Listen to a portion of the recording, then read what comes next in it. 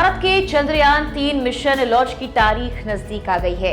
इसरो की ओर से 14 जुलाई को की जाने वाली लॉन्चिंग को सफल बनाने के लिए कई एजेंसियां एक साथ मिलकर काम कर रही हैं। नमस्कार, मैं हूं आपके साथ मेघना सचदेवा।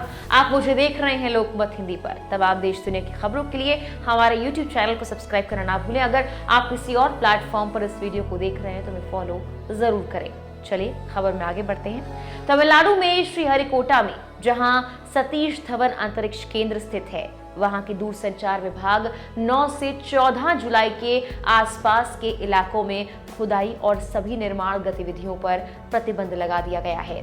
इस प्रतिबंध का उद्देश्य ऑप्टिकल सहित महत्वपूर्ण संचार लाइनों को किसी भी नुकसान से बचाना है।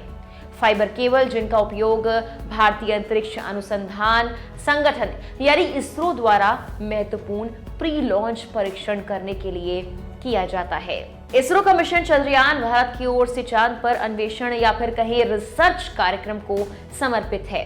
इस मिशन के तहत चंद्रयान 1 और चंद्रयान 2 को पहले लॉन्च किया गया था। जो पहला मिशन था यानी कि चंद्रयान 1 2008 में लॉन्च किया गया था और ये सफलतापूर्वक चंद्रमा की कक्षा में प्रवेश कर गया था। इसके बाद 2019 में लॉन्च किया गया था दूसरा मिशन चंद्रयान 2। ये भी सफलतापूर्वक चंद्रमा की कक्षा में प्रवेश कर गया था, लेकिन इस मिशन का लक्ष्य चंद्रमा पर उतरना था। ये सपना तब अधूरा रह गया था। चंद्रयान 2 के चंद्रमा की सतह पर उतरने से कुछ सेकंड्स पहले तकनीकी गड़बड़ी का शिकार हुआ और ये चंद्रमा की सतह पर दुर्घटनाग्रस्त हो गया। वही चंद्रयान 3 में एक स्वदेशी लैंडर मॉड्यूल, एक प्रोपल्शन मॉड्यूल और एक रोवर शामिल है। इसके उद्देश्यों में अंतर्ग्रहीय मिशनों के लिए आवश्यक नई प्रौद्योगिकियों का विकास और प्रदर्शन शामिल है। रिपोर्ट के मुताबिक लैंडर में पूर्व निर्धारित चंद्र स्थल पर सॉफ्ट लैंडिंग करने और रोवर को तैनात करने की क्षमता होगी, जो चंद्रमा की सतह का विश्लेषण करेगा। जैसे जैसे लॉन्च की तारीख नजदीक आ रही है, आइए पिछले चंद्रयान मिशनों के बारे में क्या कुछ सामने आया था उस पर एक नजर डालते हैं और चंद्रयान 3 के बारे में भी डिटेल्स जान लेते हैं। चंद्रयान 1 के बारे में सबसे पहले आपको बताते हैं। 22 अक्टूबर 2008 को भारत ने PSLV रॉकेट का उपयोग कर चंद्रयान 1 अंतरिक्ष यान को पृथ्वी की कक्षा में लॉन्च किया। चंद्रयान 1 ने उस साल 8 नवंबर को सफलतापूर्वक चंद्रमा की कक्षा में प्रवेश किया। अगले 4 दिनों में इसने चंद्रमा की सतह से लगभग 100 किलोमीटर यानी 62 मील ऊपर एक गोलाकार कक्षा हासिल करने के लिए विशिष्ट अंतराल पर अपने इंजनों का उपयोग किया। इससे अंतरिक्ष यान को अपने 11 उपकरणों का उपयोग कर चंद्रमा की बारीकी से अध्ययन करने की अनुमति मिली। इन उपकरणों में से लगभग आधे नासा और यूरोपीय अंतरिक्ष एजेंसियों द्वारा प्रदान किए गए थे।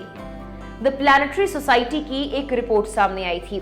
उसके अनुसार ऑर्बिटर के साथ संचार 29 अगस्त 2009 को टूट गया था, लेकिन मिशन ने चंद्रमा पर पानी की खोज सहित अपने मुख्य उद्देश्यों को पूरा किया था। चंद्रयान 1 लॉन्च करने का विचार इसरो के पूर्व अध्यक्ष डॉक्टर के कस्तूरीरंगन का था। चंद्रमा पर पानी की खोज चंद्रयान 1 मिशन का एक महत्वपूर्ण वैज्ञानिक लक्ष्य था। नासा ने पानी की खोज में सहायता के लिए 2 उपकरण मिनिएचर सिंथेटिक एपर्चर रडार और मून मिनरोलॉजिकल मैपर का योगदान दिया था। चंद्रयान 2 मिशन के बारे में आपको बताते हैं। चंद्रयान 2 का उद्देश्य चंद्रमा पर एक ऑर्बिटर, लैंडर और रोवर भेजना था। अंतरिक्ष यान को जुलाई 2019 में लॉन्च किया गया था। ऑर्बिटर सफलतापूर्वक चंद्रमा की कक्षा में प्रवेश भी कर गया। हालांकि रोवर के साथ लैंडर चंद्रमा के दक्षिणी गोलार्ध में सफल लैंडिंग करने में असमर्थ रहा। इसके बावजूद ऑर्बिटर ने ऊपर से चंद्रमा का अध्ययन करने के लिए अपना मिशन जारी रखा। चंद्रयान 2 के ऑर्बिटर को 7 साल तक काम करने के लिए डिजाइन किया गया है। ये अभी भी काम कर रहा है।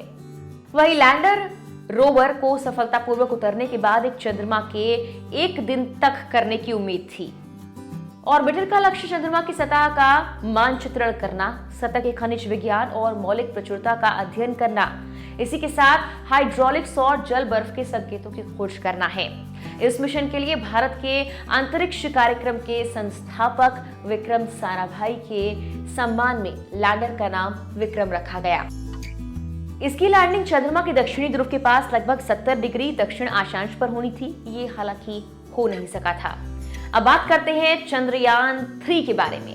चंद्रयान 3 अंतरिक्ष यान इसरो द्वारा नियोजित तीसरा चंद्र अन्वेषण मिशन है।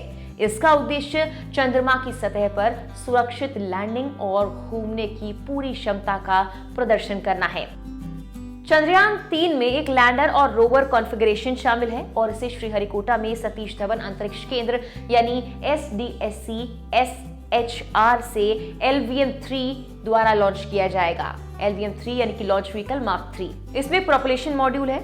दरअसल लैंडर और रोवर कॉन्फ़िगरेशन को लगभग 100 किलोमीटर की चंद्र कक्षा में पहुंचाएगा।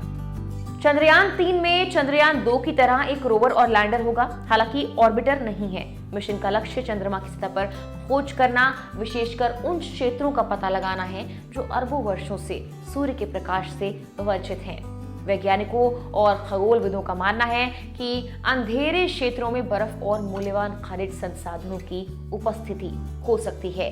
रिपोर्ट के अनुसार अन्वेषण केवल सतह तक ही सीमित नहीं होगा, बल्कि उप सतह और ब्रह्मांडल के अध्ययन पर भी ध्यान केंद्रित किया जाएगा। इसमें रोवर चंद्रयान 2 के ऑर्बिटर का उपयोग करके पृथ्वी के साथ संचार करेगा। इसरो के अनुसार चंद्रयान 14 जुलाई को लॉन्च होगा और इसे 23 से 24 अगस्त को चंद्रमा पर लैंड कराने की कोशिश होगी। हालांकि ये चंद्रमा पर होने वाले सूर्योदय पर निर्भर होगा। अगर इस अगस्त में लैंडिंग का माकूल वक्त नहीं मिलता तो सितंबर में एक बार फिर से लैंडिंग की कोशिश की जाएगी। फिलहाल के लिए इस वीडियो में इतना ही। तमाम और इस तरह की वीडियोस के लिए लोकमत हिंदी पर बने रहें।